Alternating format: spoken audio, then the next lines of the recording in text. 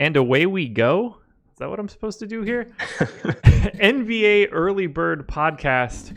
Myself, Adam Scher, aka Ship My Money. We're back. Started off the day together, closing off the day. Adam's filling in for Dan Strafford. We've got an 11-game NBA slate coming up for today, aka Wednesday. This is the first real slate. I'm excited for this one. Yeah, I'm real excited for it. Last night's, I think, it was fun once I got into it. It was, still nice to get back to basketball, but really excited to have our first full slate where, you can find some plays that aren't, 25% owned at the low end. Yeah, I don't have to make sure that I have, 50% of Norm Powell or something. I can actually have some functional human beings. I'm going to get the plug out of the way first. Shout out to Yahoo Fantasy. They are the presenting sponsor of the Early Bird Podcast. They're also the presenting sponsor of the Strategy Show and the Deeper Dive. If you check out Emacs Cash Game article, it's on the website every day. He usually gets it up either the night before or early in the morning. There's some instructions in that article for how to sign up at Yahoo. You could use that promo code AWESOMO when signing up and get up to $30 in Yahoo Sports Rewards points. They're running just excellent contests. They now have CSV imports. They don't have CSV edit yet, but it should be coming soon. They're still running some no management fee contests. So those are my highest recommendation across the entire industry. They should be the first contests that you're getting into. If you're not paying any management fee, you're immediately giving yourself a much better chance at being profitable long term. So go check out Yahoo, check out Emacs Cash Game article. He'll have all of the instructions there. 11-game slate. We're going to walk through this position by position. This is the first time I'm steering the ship for the Early Bird Pod. So for all of the staunch Early Bird listeners, my apologies for screwing this up. I'm sure Dan's better at it than I am. Not to mention, I'm honestly just super tired. But nobody really cares about that. I think everybody just cares about getting our takes. So you ready to start this off? Yeah, let's go. Alrighty. Point guard today. And familiar name at the top. I think you and I just kind of need to start here. $9,400 on DraftKings. Luka Doncic. Yeah, nice matchup against the Wizards too. Wizards, a terrible team. Yeah. So I don't think the Wizards are quite as bad as other people make them out to be. I don't think they're good. But I saw someone, jokingly tweet about their starting lineup and say that they're going to make a run for the worst team ever. Like, I don't think they're the worst team in the Eastern Conference. But anyway, nice matchup. I mean, they're still just not good. They're not good. Yeah. I think 538 has them projected for like 30 something wins. Oh, really? 30s. Yeah. I mean, any team that has Bradley Beal is at least mildly interesting. Exactly. That's my argument. Like, they have one of the best players in the NBA, so you're going to win some games there. We don't know, what Troy Brown or Rui are. Right. Bryant, I think's good. Like, but whatever. It's still a good matchup for Doncic. Like, the Wizards play at a fast pace. Dallas was playing a bit faster in the preseason. Less attention on Doncic as well with Porzingis back. Just a good all-around matchup for Luka. So certainly excited to be rostering him again like I did most of last year. How do you feel about that $9,400 price tag with some of the names around him at point guard? Dame Lillard, $9,100. Kyrie Irving, $8,900. Devin Booker, $8,700. Is it kind of hard to pay up for that $9,400 spot for Luka? That's the part that I think does make it difficult. Like, obviously Luka has a monster ceiling and he projects well at that salary. But when you're just thinking in terms of ceiling, Lillard has the same ceiling. So does Irving. All these guys, have really high ceilings and they're a little bit cheaper. But hopefully that keeps the ownership down a bit as well. And with it being an 11-game slate early in the season, there's almost definitely going to be some soft pricing and just some overall mispricing on other guys to where, it's not that difficult to get the raw points that Luka offers. So what are you liking most at the top here? I don't really know where we should be drawing the line. Probably Ben Simmons and higher, maybe. I feel like Kyrie stands out a lot there. Not a lot of defense going on in Minnesota. Dame obviously looks good, but the Nuggets are an actual good team. So I don't know if that's really the spot. What stands out most to you at the top of point guard?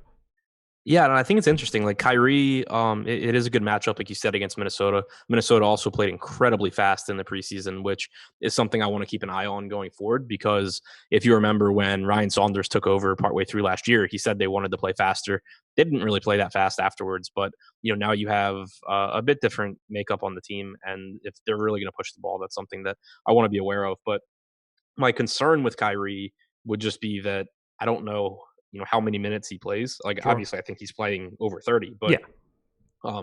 it's Kenny Atkinson. He runs deep rotations basically all the time, and Kyrie may not be running to the ground early in the season. So when you're kind of splitting hairs between all these guys at the top, that's one thing that I like a little bit less about Kyrie.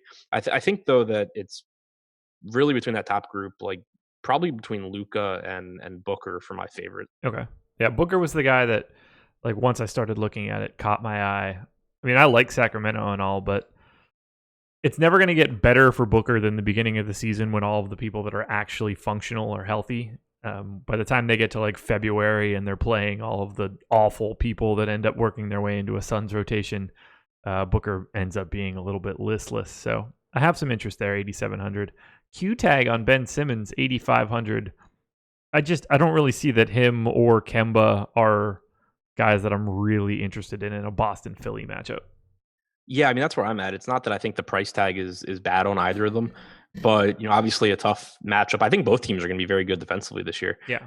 Boston, has been for a while, but you have a ton of length on the Sixers now as well. I think they have a chance to be one of the best defensive teams in the league. So when you have this many options at the top, unless you're getting virtually no ownership on one of them and want to take a shot in tournaments, like I don't really see the reason to. Yeah, we're on the same page here.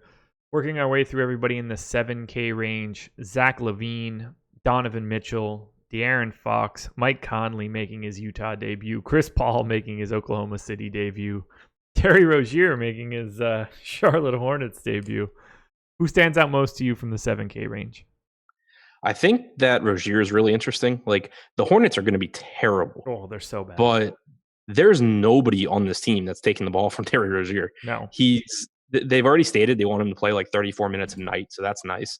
His price tag's reasonable, and he's just going to be the entire offense. Like there's nobody else on this team that takes any sort of usage. Like it's Nick Batum, it's Cody Zeller, Marvin Williams, when Malik Monk's out there. Malik Monk season. Yeah. But other than that, these guys don't shoot. And so Rozier's going to be able to just do whatever he wants. And that's really, really appealing for DFS, much less appealing for the real life Hornets, but that doesn't matter. So he really stands out. Yeah. I think that, obviously, Zach LaVine on the other side of that game is pretty appealing as well. Yeah. LaVine was the other name that I was looking at. Yeah. I think those two really stand out. De'Aaron Fox, it's a nice matchup against the Suns. Maybe a couple less minutes than some of these other guys for him. I think he's fine, but Rozier, just the usage that I expect Rozier to get, and LaVine in a pretty nice matchup against the Hornets are the two that stand out in that range. Yeah, I like Conley and Paul. Like I expect them to both be functional, but I don't see a lot of like ceiling in that game. Yeah, I mean it's basically we like all these guys. Like everyone we've touched on so far is a great DFS play because they're all relatively expensive ball handlers. So obviously they're all good. Moving into the sixes: Karis LeVert, Ja Morant, Malcolm Brogdon, CJ McCollum, Jamal Murray, Gilgeous-Alexander. Man, I feel like tomorrow's slate is just loaded, and we're only through the 6K range of point guard at this point. Yeah, it's pretty tough. These guys, I think, while they're all good in their own right, I think this is a range that I feel less strongly about. Yeah. It's just, obviously Jamal Murray can go nuts, so can CJ McCollum. But if it's not that big of a price difference between those guys and finding the money for a LaVine or a Rozier, or De'Aaron Fox or whoever. So I think it's a price range where I would rather, save a little bit of money or spend up a little bit more. Murray would be the only guy that I think that I would want to try to get to a little bit more here because he can just eviscerate a $6,300 price tag. Yeah. That would be the guy that stands out most to me. Can we talk about RJ Barrett having point guard, shooting guard eligibility? David Fizdale must have set the DK positions. How many point guards can one team have? Seriously, like how many other point guards are on the Knicks roster? Julius Randle, RJ Barrett, and then the actual 3 point guards. Unbelievable. Point guards and power forwards, I guess. Yeah. I think we can largely avoid that 6K range. If I'm peeking through the 5K range, I mean, Jeff Teague stands out, I guess, a little bit at 5,600. I don't know what we're going to get out of Justice Winslow, but I don't get the sense that it's going to be as much as you would like now that Jimmy Butler is there.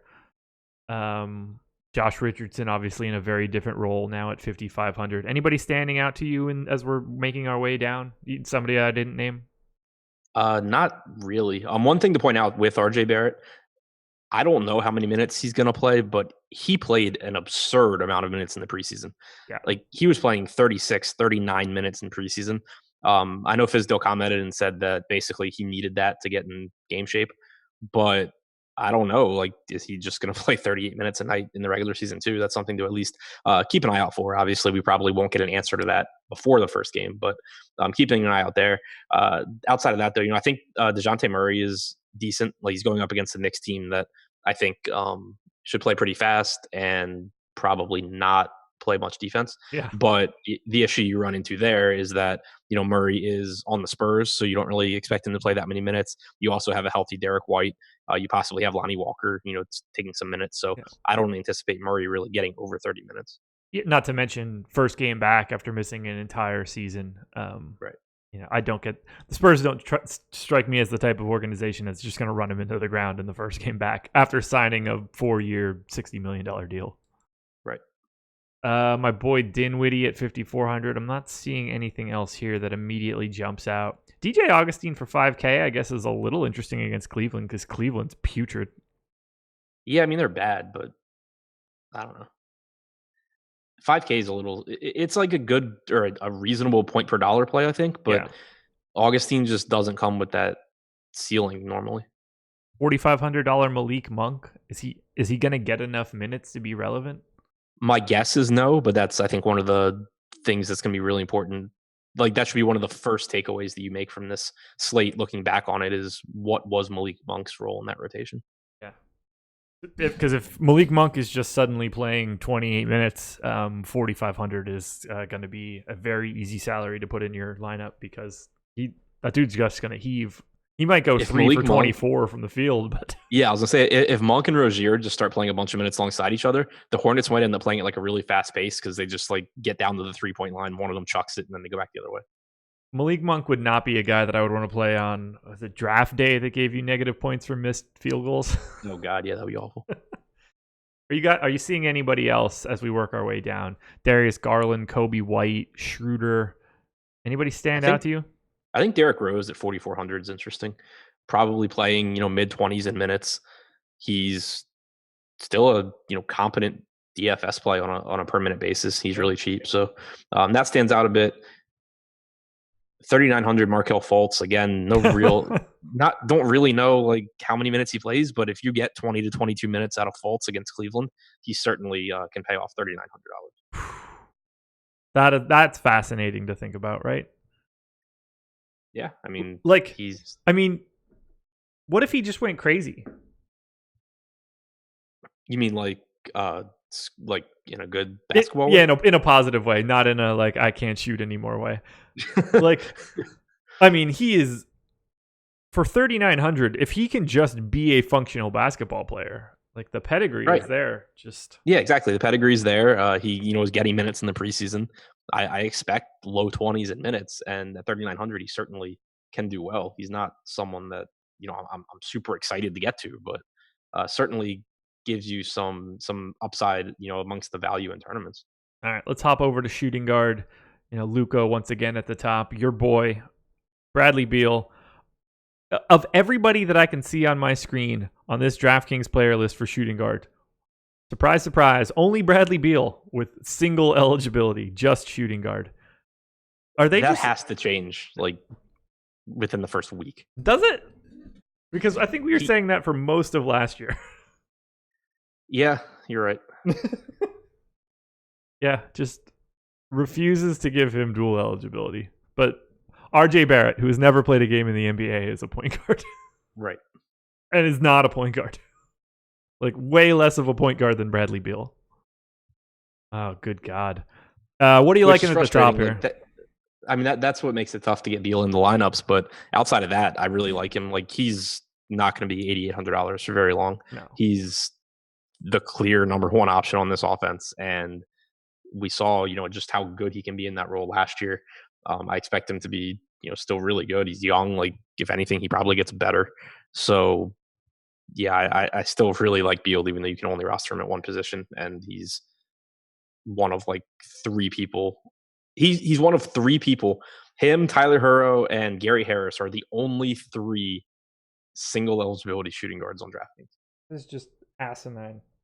It's absolutely asinine. I think it's really nuts to think that other than Beal, the four most expensive other shooting guards are also point guards. Right. Like, there's just no... Everybody we talked about at the top is the same. So I guess we need to get into this Jimmy Butler, DeMar DeRozan, Buddy Hield trio. Butler should roast Memphis pretty aggressively at 7,600. DeRozan, I think you can say the same for DeRozan. Yeah, DeRozan should also roast the Knicks and probably RJ Barrett pretty bad. Do you have a preference between Butler and DeRozan? I think they're really, really close. I would give the slight preference to DeRozan just because I think that game goes a little bit faster. Okay. Just my guess. 212 total in the Miami game, 214 in the San Antonio game. So, basically the same. But, I think they're basically the same player. Really hard to get all the way up to Luka as a shooting guard with those Butler and DeRozan prices. You can also play those guys at small forward on DraftKings. True. Yeah, they are... Would you expect pretty big ownership out of Butler and DeRozan? Just being able to get them in shooting guard, small forward, guard, forward, utility. Like, they're just Swiss Army knives tomorrow. I expect ownership amongst these guys to be pretty spread out. If you're getting really concentrated ownership, I think that's absolutely a spot that you should take advantage of in tournaments. Normally in NBA, and it'll get to the point really quickly, most highly owned guys are highly owned for good reason, because NBA is just more projectable than other sports. But on this slate where you have 11 games and basically everyone's healthy and the pricing is still kind of everyone just like jumbled together, there really shouldn't be too much of a consensus of like Jimmy Butler is better than DeRozan and Hield and Mitchell and Levine or something like that. So if ownership's not really spread out, then I would be pretty comfortable in tournaments just underweighting whoever the field thinks is the best. We're on the same page there. Working our way down into more of the just shooting guard type guys that we weren't talking about at point guard. Jeremy Lamb, I don't really have much interest in. Andrew Wiggins, don't really have much interest in. You see his quote, there aren't 100 NBA players better than him. Andrew Wiggins? Yeah, he wasn't in the top ESPN top 100. Oh, wow. Yeah. I thought he just like had randomly said that. I was just like, that's not a huge compliment to yourself. Like, there's 350 NBA players or something. No, he was left out of the top 100. Seems like he should be in the top 100, I would think. I don't know. I don't know. I guess maybe not. Like, I've tried to people will post their like top 30 lists or whatever, and I'll look through and be like looking for people that I would definitely take off, and normally I can't do it. So yeah, I don't know. Yeah, definitely in the top 100 in salary. You got a new haircut. Did he really? Yeah. I don't pay much attention to. I just saw someone tweet it out. Yeah, I'm sure you follow him on Instagram. As we make our way down here, shooting guard is pretty barren unless they're also playing point guard. Dwayne Bacon, never Google. Ross, newly rich Jaylen Brown. I don't know. I'm not really seeing a ton here of guys that we didn't already talk about at point guard. Yeah, Bogdan, I guess, is kind of interesting at 4,800 on DraftKings, but I don't love it. No, same. Certainly not rostering Waiters since he's off the reservation. $3,300 Luke Kennard, I think, stands out. Yeah, he's going to get a lot of minutes one way or the other. Yeah. I don't even know if I would have noticed his name Don't really know how to sort this to make this any more viable, but I'm with you. Kennard, I mean, he's going to, as long as he is in the game, he's going to play 25 minutes easy every single game, if not 30 plus. So I'm with you there. I like that. I can't imagine he's getting a ton of ownership either, especially if he's hanging that Q tag on him all day. All right, let's shift it over to another small forward. Open this up a little bit. Most expensive small forward, only $8,500 for Ben Simmons, and then you fall all the way back off the cliff to Jimmy Butler. We've already touched a little bit on Butler and DeRozan. First guy that we haven't talked about yet, Danilo Gallinari, $7,100, now on Oklahoma City. Really difficult matchup, obviously, going up against Utah, but kind of a good spot for him. I mean, I think that he's going to be, if not 1A, 1B in terms of scoring. Yeah, I agree with you there. Not the best spot, but I think that Gallinari should get plenty of looks here. I don't love the salary. Like, you still have to compare him to Jimmy Butler, DeMar DeRozan, even Buddy Hield. So I don't think he's really favorable to those guys. Yeah, I don't get the sense that I would have a lot. Really anxious to see how that starting five of Oklahoma City looks. Just such a completely different team than what they've been in the past. As we work our way down, Tobias Harris, 6,700, Aaron Gordon, Jason Tatum, John Isaac, Gordon Hayward. Anybody in that group of five that I just mentioned that stands out more than the others? I like Aaron Gordon against the Cavs. Yeah. The Cavs just not very good. Gordon should. He's always a really tough one for me for DFS because obviously he's a freak athlete, but his minutes tend to fluctuate between like 30 and 36, just kind of depending on how he's playing and how the game goes. He's in some ways redundant with Jonathan Isaac. You have Vooch still grabbing rebounds, so he doesn't have like as many big DFS games as his talent would let him if he were on some other teams. But I think that at 6,400, that's kind of like a basement price tag for Aaron Gordon. So I'm really interested in the ceiling he offers. Would you rather Gordon than Isaac? Speaking of people from Orlando. Yeah, by a little bit. What about if we're splitting Boston guys, Tatum or Hayward? I would take Tatum. Okay. Obviously, large question marks for Hayward. Is he back? Right. Clearly, the Celtics would like him to be back. That's for sure. Completely different note related to Tuesday night's games. Brandon Ingram looks good. I'm sure the Pelicans are very happy about that. Where does he stand right now? We're a few minutes into the second half. He just hit another and one. 19 points, 4 rebounds, 2 assists, a block, and a steal. Love it. They did not give him the rookie extension, though, so he keeps 20 points now. Yeah, if he keeps up this rate by the end of the season, they're probably just going to be matching a restricted offer. Yeah. Keeping it going here. Otto Porter, 5,800. I have some interest in that. I'm probably like the only Otto Porter lover. I don't know. Where did you land on Otto Porter when he was with the Wiz? Hated him. Fair enough. Do you like him here? From a DFS standpoint, at least. Like, for the Wizards, I hated him because of his contract. Right. Before he got that contract, I liked him as what he is, like a spot up shooter that doesn't really do anything else. But so for DFS, he's always been a guy that I hate because like it just seems like he racks up steals on days that he's popular, and then on days that he's not popular and you roster him, he just shoots like 2 for 14. Fair enough. So guess we can go ahead and skip him, or does the matchup at Charlotte, is that appealing to you at all? I mean, it's a nice matchup, but I don't know. I just don't. I don't love his salary. I would just rather take a shot in that price range on guys like Aaron Gordon or even Andrew Wiggins, probably for less. Speaking of that price range, we're getting into a big group of guys that we haven't talked about yet. Bridges, Oubre, Ingles, TJ Warren, Covington, Bogdanovich. A bunch of guys just lumped together in the 5K range. We've had someone in our premium Slack letting us know that TJ Warren is going to make the All-Star game this year, which I think is completely impossible. I've always kind of been a TJ Warren guy, at least for DFS. Same. But the one guy in this range that I think really interested in that really stands out to me is Robert Covington. Yeah. He's got a good matchup against, Brooklyn. But what really stands out is that he's getting a bunch more minutes at the 4 than he has really at most other times in his career. And obviously it's preseason numbers, but he put up some ridiculous games in the preseason. Had a 19 rebound game, I think, in the second to last game he played. Followed that up with another double-digit rebounding game.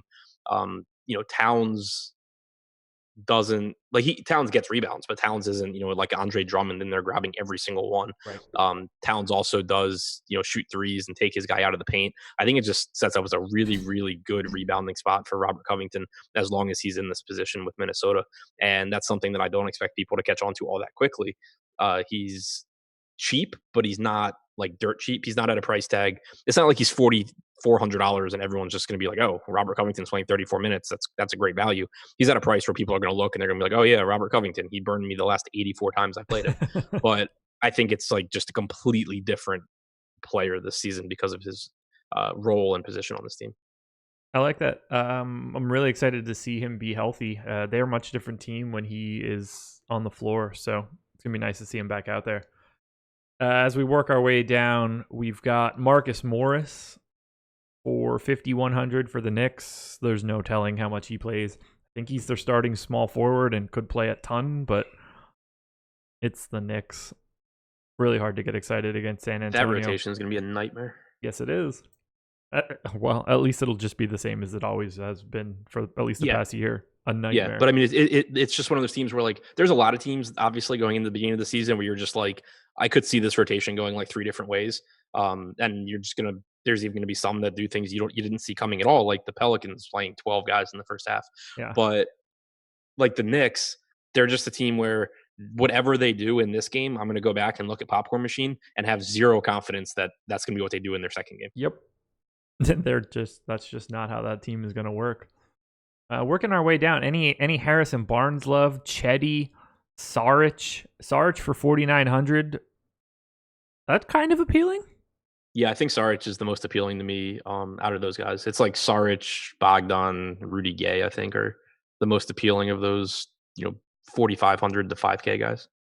I think we probably want to at least mildly mention Taurean Prince for 4,400.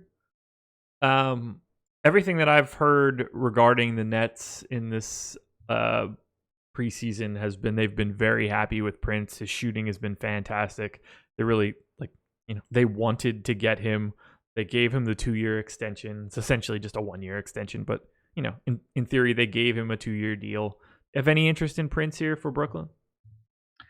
Yeah, I think that he's reasonable. Like I think he probably, best guess is that he plays, upper 20s in minutes.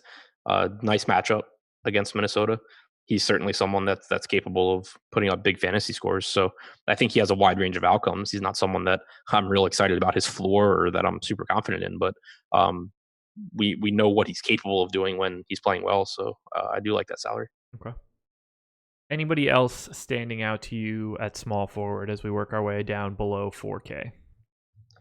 Luke Kennard's also eligible at this position. Yeah. Also, Isaac Bonga is 3,600. He's starting for the Wizards. Yeah, man, your team is great. Yeah, Troy Brown and CJ Miles both out. I don't expect him to do much of anything, but if you need a $3,600 guy that is starting an NBA game, he's there. Kevin Durant, 3K. Any interest? Probably outscores Bonga. All right, let's move the power forward. We finally get to talk about this guy. First time in forever. Kristaps Porzingis, 8,200, the most expensive power forward.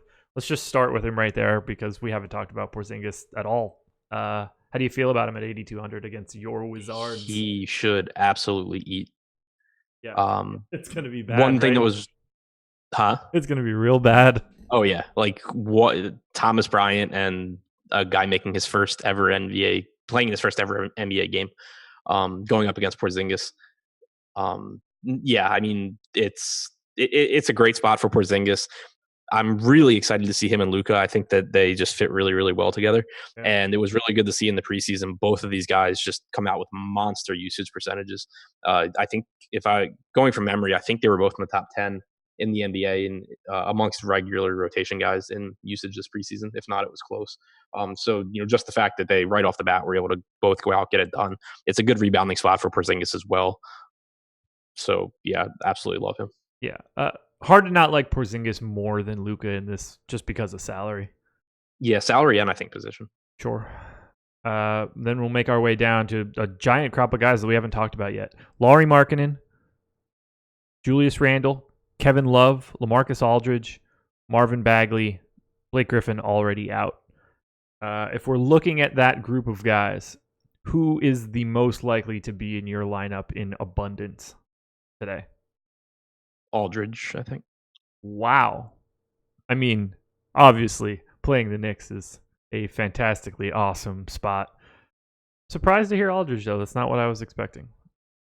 I mean, I think it's close. Like all these guys project pretty similarly, but Aldridge is like 500 less than Markkanen, who I really like.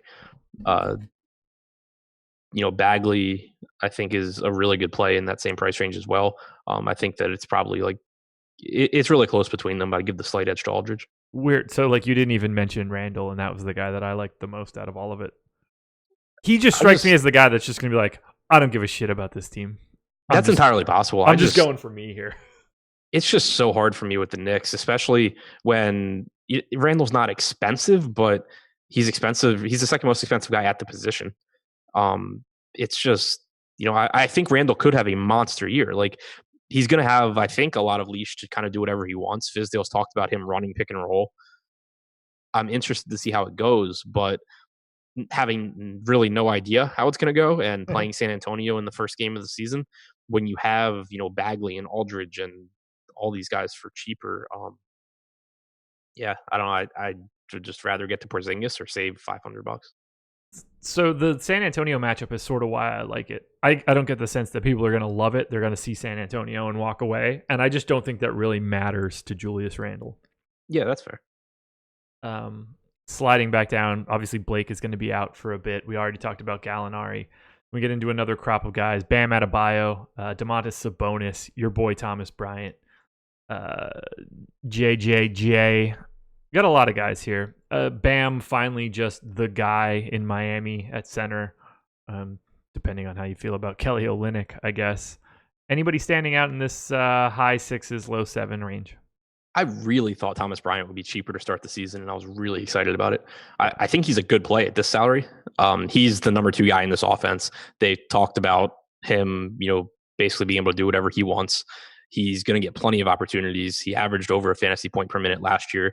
He should play over 30 minutes a game now. The price tag, I think, is fair. So not a great value, but still a pretty good play in this range. I think, him, Sabonis, and Bam are the 3 that stand out. Yeah, the Sabonis one is interesting. He could eat against the right second unit for Detroit with not like Blake is some good defensive guy, but they're just thin.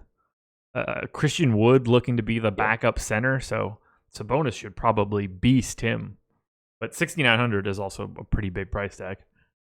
Yeah, I see him projected for 30, 31 minutes right now. So if that's the case, he's going to be a good option. But one thing to keep in mind too is that we have all these numbers. We know how productive Sabonis can be on a per minute basis, but most of those minutes haven't been alongside Miles Turner. And the plan this year is for him to get a lot of minutes alongside Turner. I don't know how effective that'll be. I don't know how quickly he ends up being traded out of Indiana, but I think that there's at least some chance that he takes a step back in terms of his production. There's also a chance that Turner takes a step back and Sabonis just dominates, but that's something to at least keep in mind. Keeping it moving. Wendell Carter Jr., Q tag on him, 5,600. Al Horford, 5,600, going back to Boston. PJ Washington making the debut for Charlotte. Bobby Portis making his debut for the Knicks. Any of those names sound appealing when they came out of my mouth? Not particularly. Yeah, I agree. I guess Zach Collins for 5,400 is probably viable. I don't. Yeah. I mean, it's a minutes thing. How many does he actually get? Is really what it all comes down to. If that's a bigger number, he can pay off 5,400. If it's low 20s, then he can't. Nance for 5K? Are we doing this again? I'm probably not. Okay. Good to know. $4,900 Paul Millsap. On a different day, I would have liked that, but now with Grant there, probably just not going to be the that spot. Denver team's so deep. Yeah. They're not going to play Paul Millsap 34 minutes in the season opener. There's no need to grind him into the dirt. Right. What about Rui? You going for it? I think it's decent value. It's not great though. I think that, I don't know. It's okay. I just don't really love it. Like, I think out of the guys, I would put Rui ahead of or in the same tier as Saric. I'd rather play Rui than Nance. I'd rather play Rui than Barnes. But overall, I just don't think I'm really getting to that range. Yeah. Anybody else coming up in this low fours range? Are you a Maxi Kleber guy? I don't think so. I mean, Kleber's okay. I think he's similar to Prince. But again, I just don't think I really prioritize that range all that much. Brandon Clark going to get enough minutes to pay off 3,800? Oh yeah, Memphis. I couldn't remember. I was blanking. I knew he was on one of the teams that wasn't very good, but that's fair. Couldn't remember which one. I don't anticipate it. We'll see, but I'm guessing high teens, low 20s. Okay. I guess it all really going to depend on Valanciunas' health. He's starting on a minutes limit. He is? Okay. Yeah. Good to know. Anybody else standing out to you at the bottom of power forward? Keefe, if he plays, he's questionable, but if he's in, he's 3,600 against Indiana with Blake Griffin out. Yeah, they're going to need him to play some legitimate minutes. I'm not sure Nikola Melli has ever missed an NBA three-pointer. I'd prefer that he started missing them right now, considering I didn't play him at all. Is that going to come back to bite me? I don't know what he's up to now. I think he has at least 4. I don't think he has any peripherals, though. Okay, so he's just going to be a guy. No major regret, I guess. So for now, at least. Yeah. I'm scrolling through here, not really seeing anything else. The Unicornet. Yeah, I'm running out of names here. He's still around. I think that at the bottom, it's basically Keefe if he's in. Bertans, I guess, would be the cheap guy that you take a shot on if Keefe is out at 3,500. Okay. Let's close it out. Centers, the top of the list, most expensive guy, 10-1 on the day. The only player on the entire slate north of $10,000. Karl Anthony Towns at Brooklyn. Let's lump in the other 2 centers that are above 9K. Joel Embiid, 9,800 against Boston. Nikola Jokic, 9,600 against Portland. I think we're both going to be on the same page here. Nikola Jokic against Portland looks pretty damn good at 9,600. I mean, I'm on that page, but I'm also on the give me all the Karl Anthony Towns page. I can understand. You think he's going to have no problem taking on DeAndre? Yeah, I think he'll be fine. I agree. I like Towns quite a bit. My only thought for Jokic is that it's not Nurkic. It's Hassan Whiteside. Yeah. And that should go very, very well for Jokic. Yep. And I think that it's pretty easily not Embiid. Although maybe it should be Embiid now. I mean, there's no more Horford. Right. And, Enes Kanter, not exactly a stout defender. Yeah, I'll say I think I might actually like Embiid more than Jokic. I like all 3 a lot, but it's Embiid against some combination of Kanter, Daniel Tice, and Robert Williams. I find that pretty appealing. Yeah, I just immediately saw Boston and was just like, well, that's just not going to be a great spot. Really takes a little bit for your brain to recalibrate to realize that Al Horford is not walking through that door and going to the Boston locker room, at least. Yeah.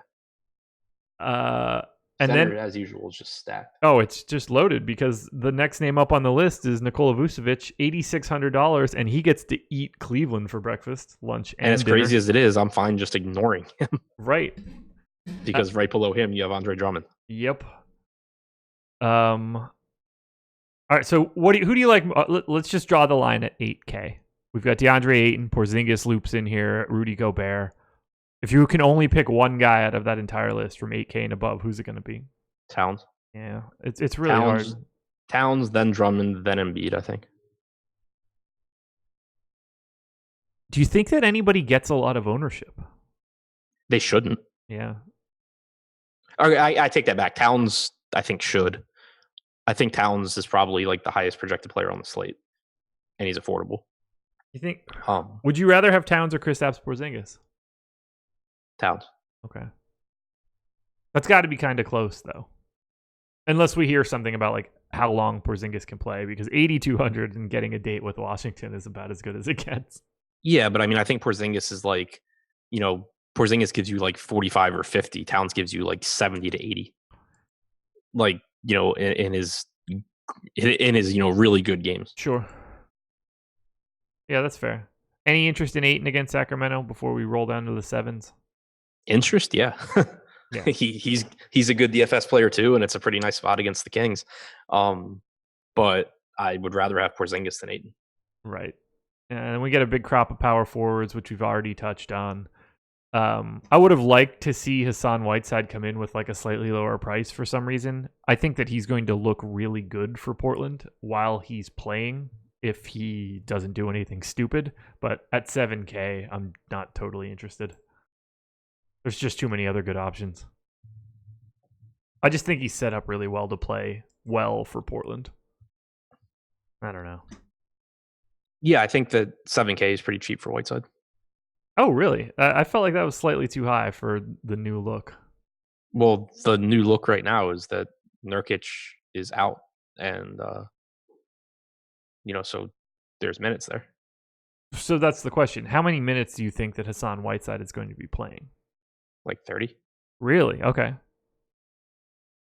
Didn't play much in the preseason. Not that that's like he got hurt in the preseason, but he averaged 17 minutes a game. Yeah, so. He got hurt in the middle of one game. So you think it's 30 there, and then Collins playing the large majority of the backup center minutes? Yeah, and Collins playing alongside him. Okay. Adams, Joval, Turner, Tristan Thompson. Anything standing out to you as we scroll down through the center list? Not really. There's just so much opportunity cost to the position. Yeah, I'm not. As I'm making my way down, I am not seeing anybody that I want to get to. Kemba's not there any longer. Cody Zeller at 4,700 might have looked okay then, but not so much now. Any Jake Puddle for 3,900? Just so much opportunity cost. If he had power forward eligibility, then fine. Yeah, it's kind of like the same for Boban. Boban can go for like 24 points in 16 minutes against the Wizards pretty easily, but you're still using a center position on like 24 points. Is there a single center that you want to name below everywhere we've been? Nope. We're on the same page. That's it. Whew. It takes a lot to get through 11 games worth of players on the first major day back. Just remembering who's on what team and my thought process on all of it. Just don't have the recall yet, but we're getting there. Make sure to give this a like if you're listening on YouTube. If this is the first time you ever got to our podcast feed, please subscribe to that podcast feed. Shout out to Yahoo for being the presenting sponsor. Check out Emacs Cash article and follow the instructions to sign up. Use the promo code AWESEMO. Get up to $30 in Yahoo Sports Rewards points. NBA Strategy Show. Myself and Sal Vetri, 9:30 a.m. Eastern Time. The deeper dive will be at the normal 5 p.m. slot, live before lock with myself and Fast Eddie Fear at 6 p.m. Adam, do you have anything else? Deeper dive will be out probably around 3 p.m. You called it the wrong thing. Deep dive around 3 p.m. And then deeper dive with Lofty. There we go. Thanks for joining us, guys. I don't remember if Stratford has an outro, but just assume that I said it now. Later.